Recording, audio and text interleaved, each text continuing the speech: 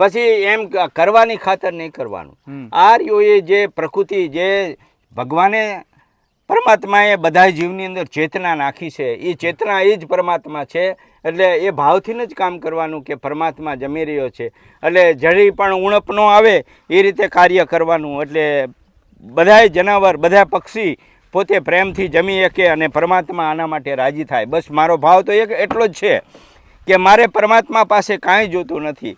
આ જમે અને એ રાજી થાય એમાં જ મારો આનંદ છે. બાકી તો આ પરમાત્મા બધું ચલાવી રહ્યો છે. આ બંધ કરી દઉં? હો, કરી દો.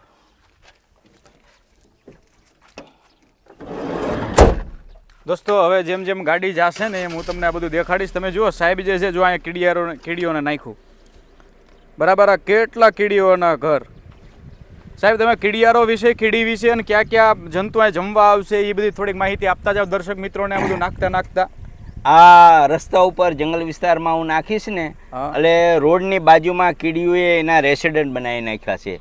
મારે અવારનવાર એટલે કે 10-15 દિવસે હું એકવાર આવું એટલે કીડીઓ અંદરના ગાળામાં હોય, એટલે એનું નાક એકદમ સ્ટેજ છે, સ્ટ્રોંગ છે, મજબૂત છે, અને એની જે સૂંઘવાની ક્ષમતા એકદમ જબરજસ્ત છે. એટલે અંદરથી પણ એ રોડ ઉપર આવી જાય અને રોડ ઉપર એના રેસિડન્ટ બનાવે છે.